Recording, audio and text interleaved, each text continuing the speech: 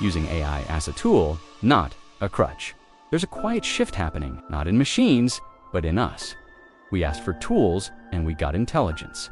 And somewhere along the way, the line between assistance and dependence started to blur. We see it everywhere. A student auto-generating an essay, a designer just clicking generate, a coder pasting AI output without even reading it, a creator scrolling through AI ideas instead of actually thinking. It's so seductive to skip the friction, to bypass the struggle, to just outsource the thinking.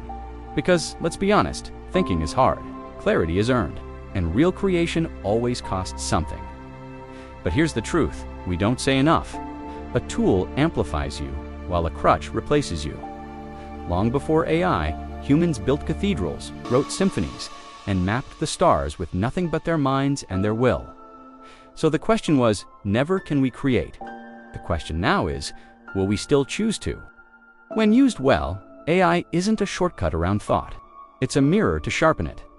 It can challenge your assumptions, expand your drafts, and test your clarity. But only if you bring something to it first. If you arrive empty, you leave empty. But if you arrive with perspective, you leave expanded. AI cannot replace your judgment. It can't replace your taste or your lived experience. It has patterns, but you have meaning. Think about it. One user asks an AI, "Tell me what to think." Another user asks, "Challenge what I think." It's the same tool, but a completely different mindset. Real creators know a secret. The value isn't in generating. It's in deciding what stays, what goes, and what truly matters. And that is something that can never be automated. Sometimes, the strongest use of AI is not using it at all, at least not yet. It's sitting with the problem, wrestling with the idea, and even attempting it badly at first, because effort leaves fingerprints, and originality lives in those fingerprints. Then, you bring the tool in, not to replace the climb, but to extend the view from the top. This is the difference between leverage and loss.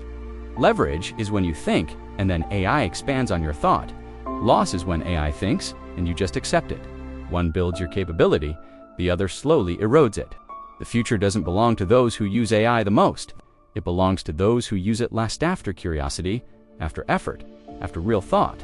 Tools should extend your reach, not replace your hands. They should sharpen your mind, not substitute it. They should accelerate your voice, not become it. In the end, AI will not define your value. Your thinking will, your judgment will, your unique perspective will. AI is powerful, but it is still just a tool. Use tools, don't become one. Thanks for watching.